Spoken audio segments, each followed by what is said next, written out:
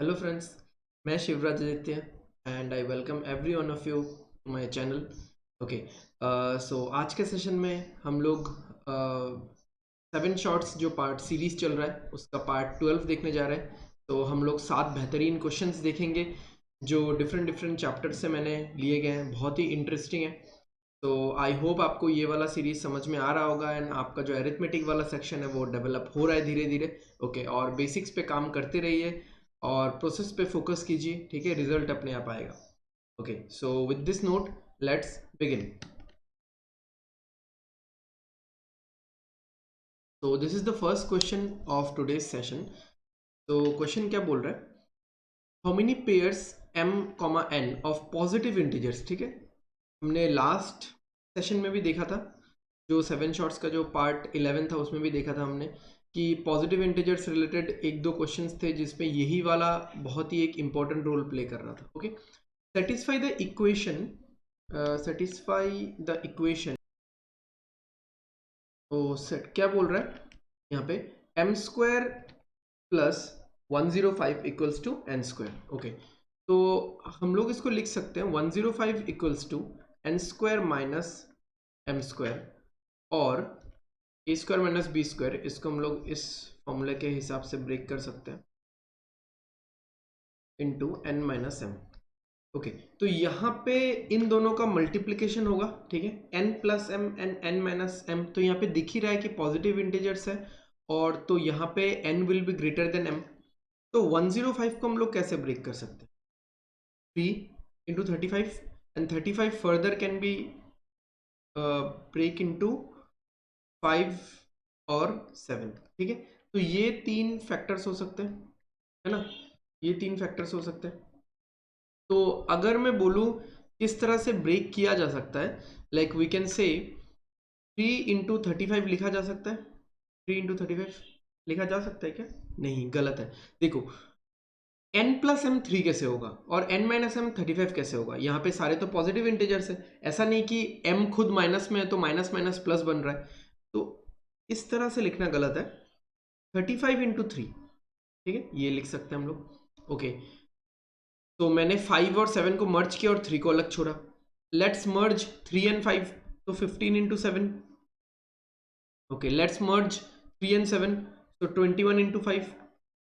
और क्या कर सकते हैं हम लोग? इन तीनों को ही एक साथ लिख सकते हैं 105 इंटू 1। तो अभी जब आप सॉल्व करोगे, like a plus b is this, for example मैं एक बता देता हूँ, n plus m is equals to 35 and n minus m is equals to 3, ठीक है? तो आपको मान लो n निकालना है तो दोनों को ऐड कर दो, तो ट्वाइस n इक्वल टू आ जाएगा यहाँ पे 38, n इक्वल टू आ जाएगा 19, n अगर 19 है तो m आ जाएगा 16, ठीक है? तो like this for all the other pairs, for all the other pairs you will get m and n, और वो भी पॉजिटिव निकलेगा, पॉजिटिव इंटीजर्स निकलेगा टू बी प्रिसाइज, ठीक है? तो मतलब यहाँ पे इस पेयर से मुझे एक m और एक n मिलेगा, इस पेयर से मुझे एक m और एक n मिलेगा।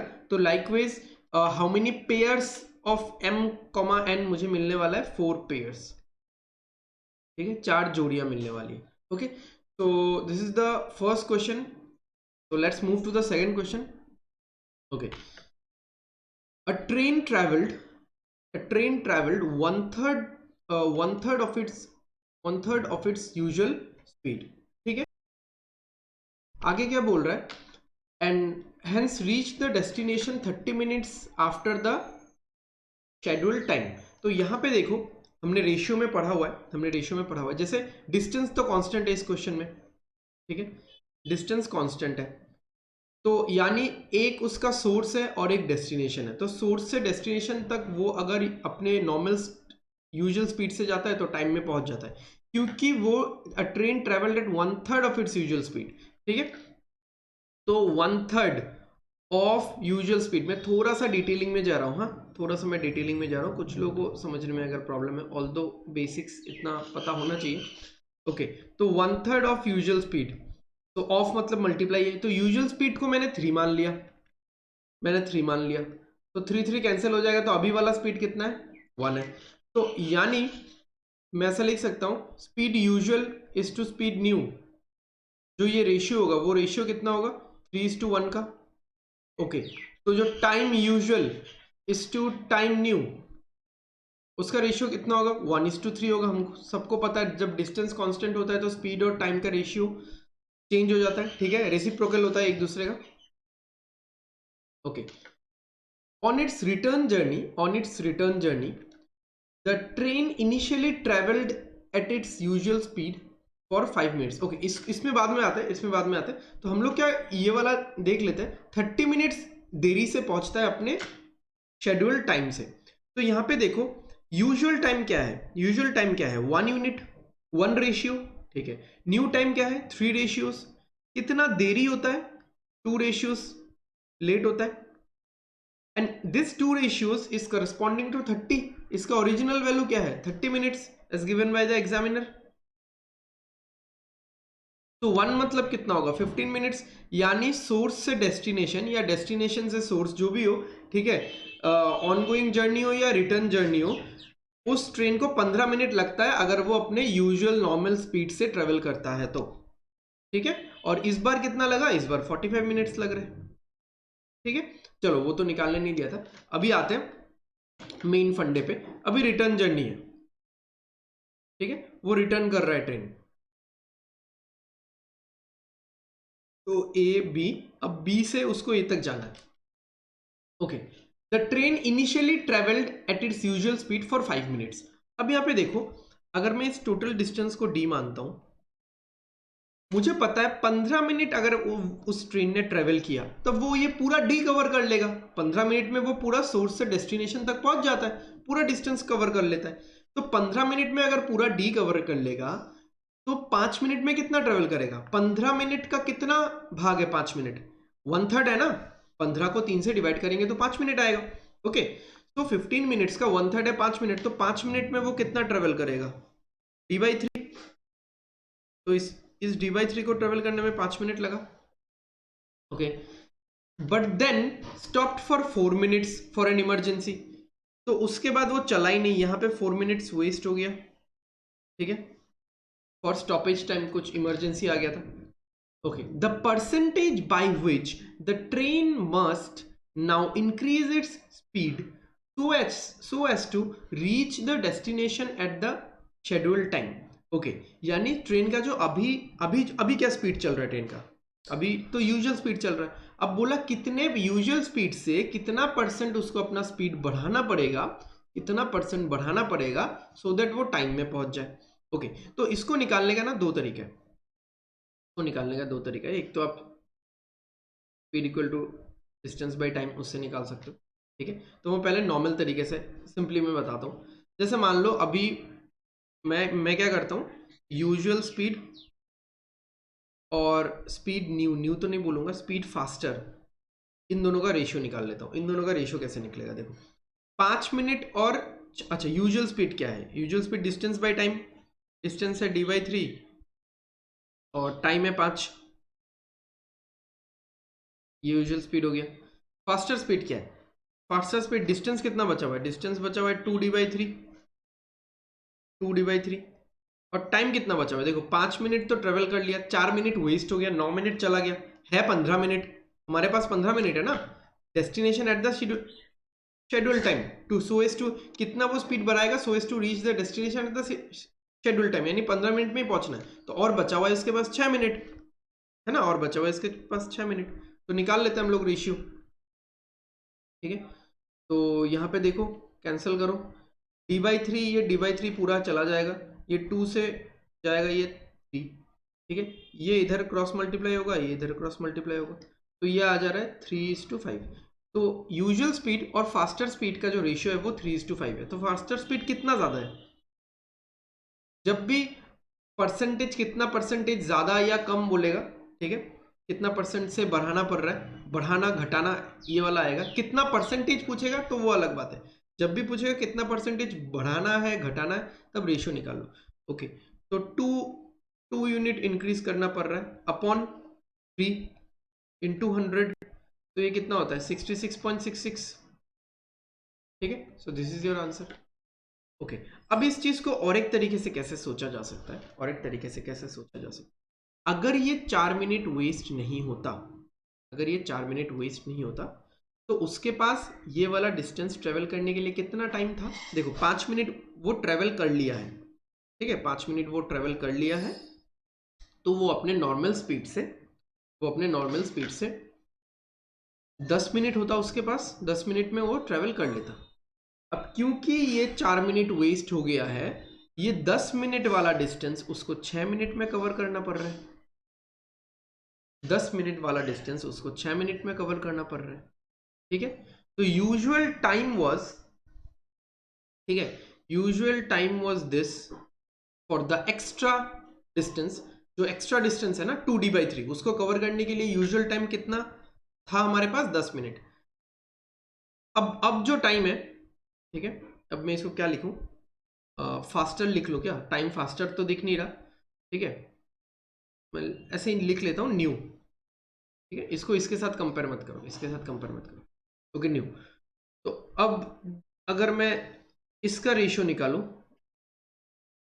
न्यू या फास्टर स्पीड, अभी इसको मैं फास्टर लिख सकता हूं, तो उल्टा होगा, कितना होगा? 6:10 होगा, विच इज 3:5। समझ में आया ना?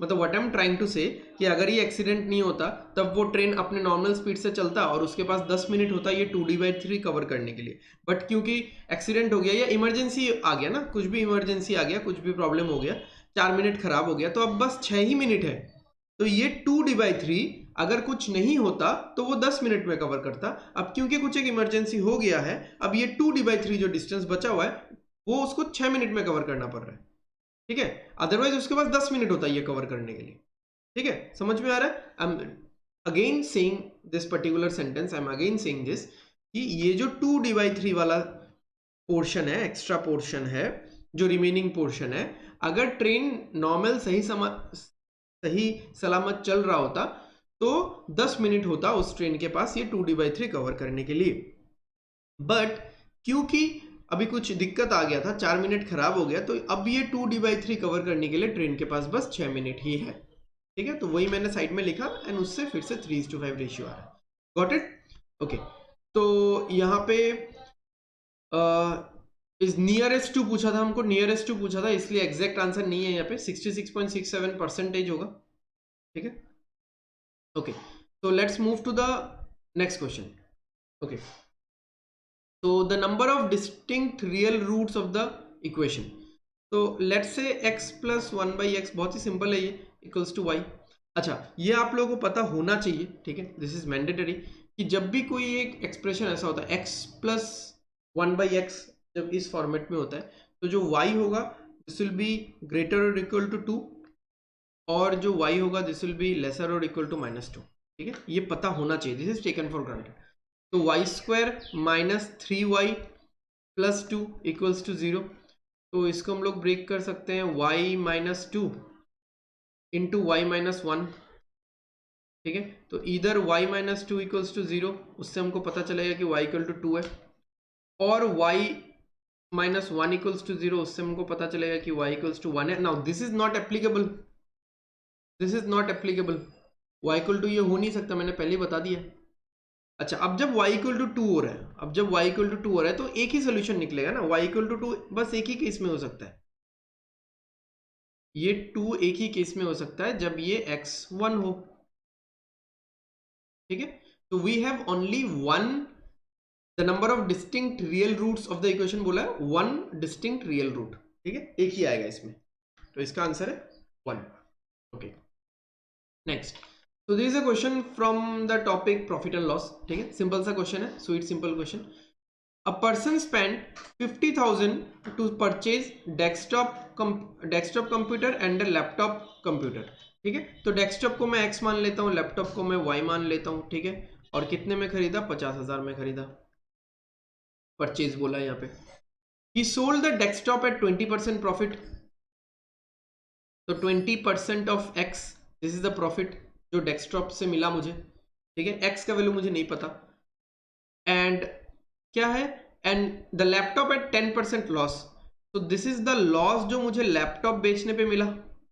Okay, if overall he made 2% profit, okay देखो अभी ओवरऑल जो है, ओवरऑल यानी इस दाम पे ये जो 50,000 है, 50,000 पे उसको 2% प्रॉफिट हो गया, मतलब दिस इज फॉर श्योर कि ये जो 20% ऑफ एक्स है ये ग्रेटर है।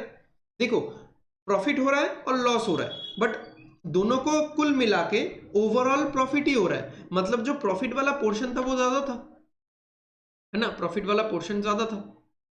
तो 0.2x ये प्रॉफिट है, माइनस 0.1y ये लॉस है, और ओवरऑल कितना हो रहा है, इसको माइनस करने पे आर कितना रहा है, 2% प्रॉफिट, 2%। 50,000 का 2% कितना होगा, 1000 होगा, ठीक है। ओके, इस इक्वेशन को अगर मैं एक 10 से मल्टीप्लाई करूं तो कैसा लगेगा ये देखने में, अगर मैं 10 से मल्टीप्लाई करता हूं पूरे इक्वेशन को, twice x minus y equals to 10,000, है ना। And now if I write this equation over here, so x plus y equals to 50,000, ठीक है। तो दोनों को आप ऐड कर दो, दोनों को ऐड करने पे ये y कैंसिल चला जाएगा, 3x इक्वल टू 60,000 आ जाएगा, x विल बी 20,000, यही निकालना था हमको, ठीक है।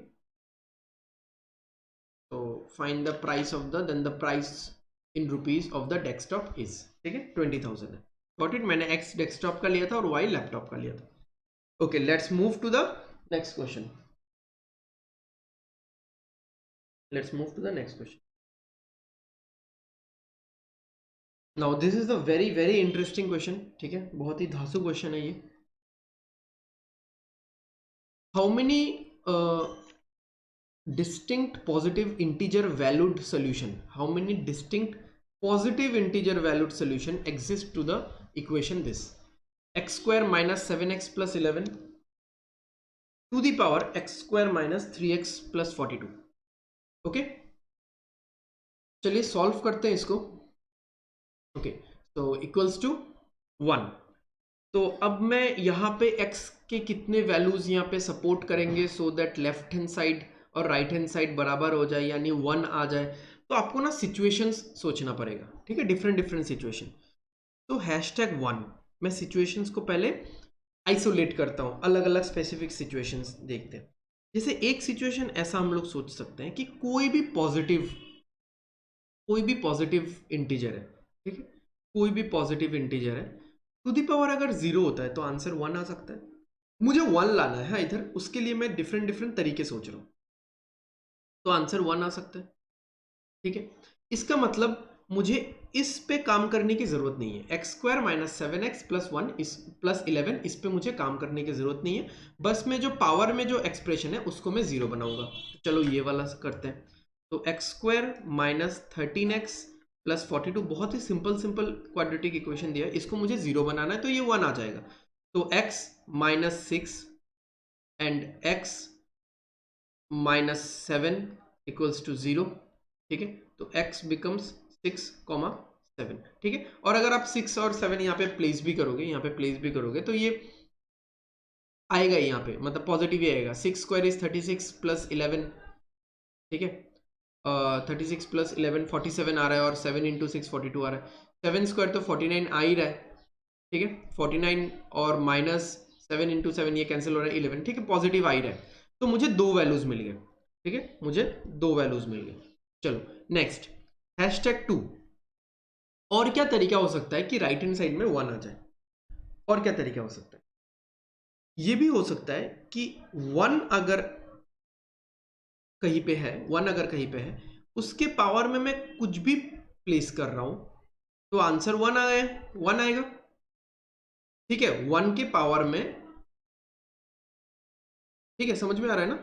1 के पावर में इफ आई प्लेस एनीथिंग, वो पॉजिटिव है निगेटिव है फर्क नहीं पड़ता, आंसर 1 आएगा। यानी now I don't have to deal with this power वाला quadratic equation, I need to deal with this base, ये जो बेस दिया हुआ है इसको मुझे 1 के साथ सब्सटीट्यूट करना है, ठीक है, इसको मुझे 1 के साथ सब्सटीट्यूट करना है, ओके। तो इक्वल्स टू 1 होगा, तो x square minus 7x plus 10 आएगा। आगे अगर मैं लिखता हूं इसको, तो x माइनस 2 और x माइनस 5 इक्वल्स टू 0, तो x निकल के आएगा 2 and 5, ओके। 2 and 5 अगर मैं यहाँ पे प्लेस करता हूँ इस पावर वाले में, ठीक है, तब भी ये पॉजिटिव ही आ रहा है। 2 स्क्वायर 4, 36, 26, ठीक है, 46 हो जाएगा, 42 और 4 और 5 अगर यहाँ पे प्लेस करता हूँ तो 25 और यहाँ पे 42 आ गया, ये 67 जैसा हो जाएगा और यहाँ पे 65, ठीक है। एनीवेज कुछ इशू नहीं है, ठीक है। तो यहाँ पे और मुझे 2 वैल्यूज मिल रहे हैं, तो हो गया, हो गया। आंसर क्या है? 4 है। सच में ऐसा ही है? सोचो, और कुछ हो सकता है? और एक भी तो हो सकता है ना, ये भी तो हो सकता है।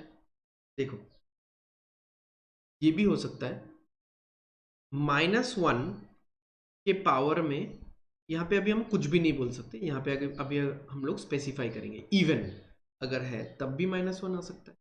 मतलब now I need to deal with this base, I don't need to deal with the power वाला क्वाड्रेटिक इक्वेशन, बट मुझे ये ध्यान रखना पड़ेगा कि इस बेस को सॉल्व करने के बाद जो x के वैल्यूज आएंगे, वो वैल्यूज जब मैं पावर वाले में बिठा रहा हूं, तो अगर इवन आ रहा है वैल्यू तो ही वो काउंट होगा, अगर इवन नहीं आ रहा है वो काउंट नहीं होगा।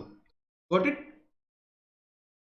तो x² - 7x + 11 = -1, तो x² - 7x + 12 = 0, तो x - 4 and x - 3 = 0, तो x के वैल्यूज क्या आ रहे हैं? 3,4। अब ये 3 और 4 आपको पावर वाले क्वाड्रेटिक इक्वेशन में बिठाना है एंड देखना है कि वो इवन आ रहा है कि नहीं, ठीक है। 3 स्क्वायर 9 माइनस 13 इंटू 3, तो 9 माइनस 13 इंटू 3, 13 इंटू 3 होता है 39, ठीक है, ये 9 आया, ठीक है, माइनस ये 39 आया प्लस 42, ऑब्वियसली आएगा ही आएगा, ठीक है। 42 - 39 3 + 9 12, तो इवन आ रहा है, ठीक है। तो इसको हम लोग काउंट कर सकते हैं, इसको हम लोग काउंट कर सकते हैं। और 4 बिठाने से तो आएगा ही इवन, ऑब्वियसली। देखो ना, इवन नंबर बिठा रहा हूँ हर जगह में तो इवन तो आएगा ही ना। वैसे भी 4² 16 - 3 × 4 52, ठीक है, आराम से आएगा ये, ठीक है। तो ये आराम से आएगा एंड पॉजिटिव भी आ रहा है वैसे भी। Got it? तो यहाँ पे और 2 सॉल्यूशंस मुझे मिल गए, तो टोटल सॉल्यूशंस कितने आ रहे हैं जो यहाँ पे राइट हैंड साइड में 1 ला सकते हैं हम लोग? 6। Got it? 6। इंटरेस्टिंग था, पसंद आया होगा आप सबको। Okay, let's move to the next question, second last question. Okay, on a rectangular metal sheet of area 135 square inches, okay, a circle is painted such that circle touches opposite two sides. If the area of the sheet left unpainted is 2/3 of the painted area, then the perimeter of the rectangle in inches. यानी ऐसा कोई एक rectangle है, ठीक है, ऐसा कोई एक रेक्टेंगल है। अब इस रेक्टेंगल में एक सर्कल ड्रॉ किया गया है, ठीक है, इतना सिमेट्रिसिटी फॉलो नहीं किया गया, सिंपली ड्रॉ किया गया so that it touches the opposite sides, ठीक है, it touches the opposite sides इस तरह से। अब ये बोला जा रहा है कि ये जो पेंटेड एरिया है, ये जो पेंटेड एरिया है ये 2/3 है if the area of the sheet left unpainted sorry, जो अनपेंटेड है, ठीक है, इज 2/3 ऑफ द पेंटेड, ठीक है, 2/3 ऑफ द पेंटेड। तो 2/3 ऑफ द पेंटेड मतलब unpainted is equal to 2/3 of painted. तो पेंटेड वाले को अगर मैं 3 मानता हूं, अनपेंटेड वाला 2 आएगा। ये मैंने वो टाइम स्पीड एंड डिस्टेंस वाले क्वेश्चन में भी समझाया था। तो जो अनपेंटेड है उसको मैं 2 मान रहा हूं, 2 यूनिट्स, ये पूरा, हाँ, ये वाला भी सब मिला के 2 यूनिट्स है, ठीक है। और पेंटेड वाला क्या है? 3 है, 3 यूनिट्स है। Got it? ओके, अब ये क्या हो गया? ये तो ब्रेड्थ हो गया एंड ये लेंथ है। Okay, now what I can see और what I can do, like ये कितना है? ये रेडियस है, तो ये जो b होगा ये तो ट्वाइस आर होगा ना।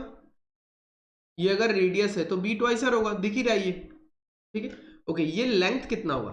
देखो एरिया कितना है, एरिया होता है लेंथ इनटू ब्रेड्थ, एरिया होता है लेंथ इनटू ब्रेड्थ। तो लेंथ कितना होगा? Area by breadth, 135 by breadth कितना है? ट्वाइस आर, है ना।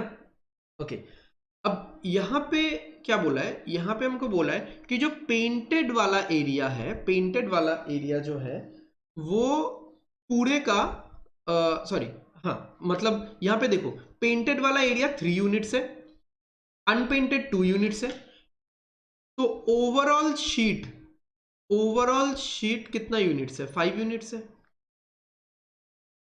ठीक है ना? समझ में आ रहा है? ओवरऑल शीट 5 यूनिट्स है। तो अगर मैं पेंटेड एरिया निकालूं कि पेंटेड एरिया कितना है, तो पेंटेड एरिया मैं कैसे बता सकता हूं? पेंटेड एरिया पूरे का पूरा शीट 135 स्क्वायर इंचेस का है, पूरे का 3/5 है, पूरे का 3/5 है, पूरा ओवरऑल शीट 5 यूनिट्स का है, क्योंकि पेंटेड एरिया 3 यूनिट्स का है और अनपेंटेड एरिया 2 यूनिट्स का है, तो पूरा ओवरऑल शीट 5 यूनिट का है। 5 हिस्से में से 3 हिस्सा पेंटेड का है, तो ये कितना निकल गया? And this is also equal to pi r square. Circle का एरिया, तो सर्कल ही तो मैंने पेंट किया है ना, तो सर्कल का एरिया, ठीक है। तो ये कितना आ रहा है यहाँ पे? अगर मैं 5 से कैंसिल करता हूँ, 5 से कैंसिल करता हूँ तो कितना आएगा? 27 इंटू 3 आ गया 81 equals to pi r square, ठीक है। तो आर कितना होगा?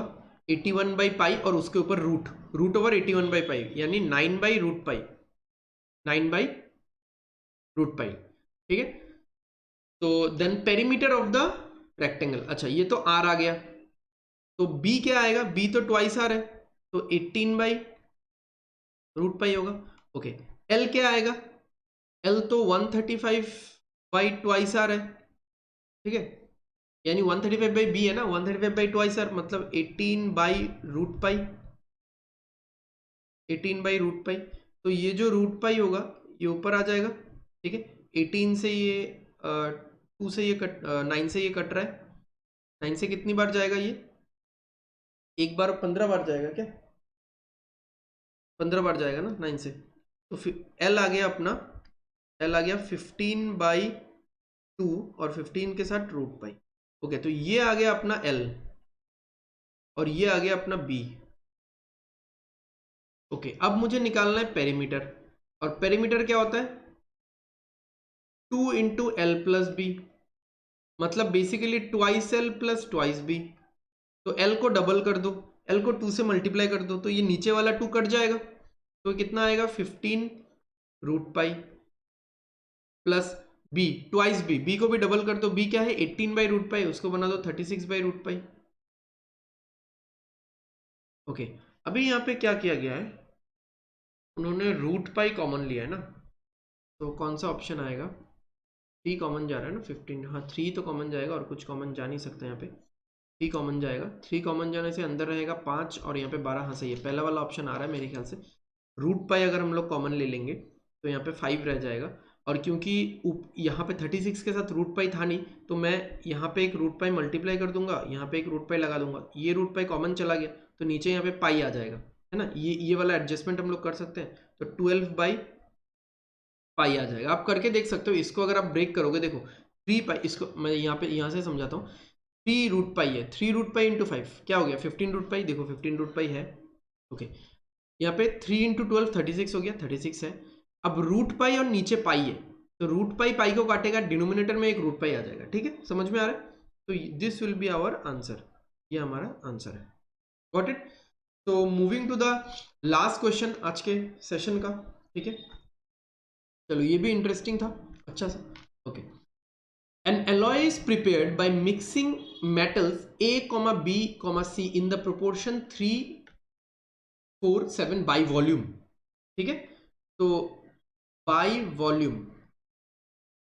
वॉल्यूम हमने मिक्स किया A, B और C को, तो कितना आ गया? 3:4:7, मतलब 3 litre, 4 litre, 7 litre. 3 litre A का मिक्स किया, 4 लीटर B का मिक्स किया, 7 लीटर C का मिक्स किया, ओके। अब क्या बोला है? Weights of the same volume of metal A, B, C are in the ratio 5:2:6। Same volume मतलब कुछ भी आप ले सकते हो, जैसे 1 लीटर, तो 1 लीटर ऑफ A में, और 1 लीटर ऑफ A का वेट कितना है? 5 kg। 1 लीटर ऑफ B का वेट कितना है? 2 kg। 1 लीटर ऑफ C का वेट कितना है? 6 kg। सेम वॉल्यूम बोला है, तो ये भी मान सकते हो कि 10 लीटर 10 लीटर 10 लीटर, ठीक है, तो मैं 1 लीटर ले रहा हूं, तो वेट कितना है एक लीटर का? 5:2:6। अब अगर मैं रेशियो निकालना चाहता हूं, रेशियो बाय वेट अगर मैं निकालता हूं, ठीक है, क्योंकि मुझे फाइनली में वेट ही दिया हुआ है, रेशियो बाय वेट अगर मैं निकालता हूँ, देखो 1 लीटर ए का वजन है 5 केजी, तो 3 लीटर का कितना होगा 15 केजी। 1 लीटर बी का वजन है 2 केजी, तो 4 लीटर का होगा 8 केजी। 1 लीटर सी का वजन है 6 केजी, तो 7 लीटर का होगा 42 केजी। ठीक है, तो रेशियो बाय वेट कितना आ गया, रेशियो बाय वेट 15:8:42। अब यहाँ पे बोला है in 130 kg of the alloy the weight in kg of the metal C. तो हम टोटल देख लेते हैं। देखो ए कितना है 15 रेशियोज, बी कितना है 8 रेशियोज, सी कितना है 42 रेशियोज। तो टोटल अगर हम लोग करेंगे तो टोटल कितना आ रहा है 42 और 8 65। ठीक है, 65 रेशियोज आ रहा है या 65 units which will be equivalent to और which will correspond to 130 kg। सीधा दिख रहा है 2 टाइम्स कट रहा है। ठीक है, तो 1 इज इक्विवेलेंट टू कितना 2 kg और मुझे सी निकालना है। ठीक है, तो सी कितना होगा इंटू 2 84 किलोस, 84 किलोस। डन। ठीक है, डन। तो आई होप कि आप सबको पसंद आया होगा। आज का सेशन बहुत ही इंटरेस्टिंग क्वेश्चन था, स्पेशली जो क्वाड्रेटिक इक्वेशन वाला क्वेश्चन था एंड और एक भी वो सर्कल वाला क्वेश्चन। ठीक है, so these are like not usual questions. ठीक है, 7 शॉर्ट्स का मतलब ये कि I will be bringing some special questions. कुछ मैं रेगुलर क्वेश्चंस भी लेके आता हूँ सो दैट बेसिक्स भी ब्रशअप होता रहे। बट ज्यादातर क्वेश्चंस क्या होता है बहुत ही इंटरेस्टिंग एंड थोड़ा सा ऑफ द ट्रैक रहता है। सिंपल भी है तो आपको उसमें थोड़ा सा सोचना पड़ेगा। जैसे ये वाला ही क्वेश्चन था मिक्सचर का। ठीक है, तो मिक्सचर का बहुत सारा टाइप का क्वेश्चंस आप लोगों ने किया होगा, but all of a sudden अगर कोई इस क्वेश्चन को देखेगा तो एटलीस्ट उसको भी 2 बार पढ़ना पड़ेगा, अरे भाई ये क्या बोल रहे हैं। ठीक है, तो thank you guys, thanks for watching and for your love and support. आप लोग लाइक करो अगर आपको अच्छा लग रहा है, टेक्निक्स एंड सेशंस अच्छा लग रहा है। और भी मेरे बहुत सारे सेशंस चल रहे हैं, go and watch them and subscribe करो सो दैट आपको आने वाले वीडियोस के नोटिफिकेशंस मिलते रहे। ठीक है, so thanks for watching, stay safe and study well.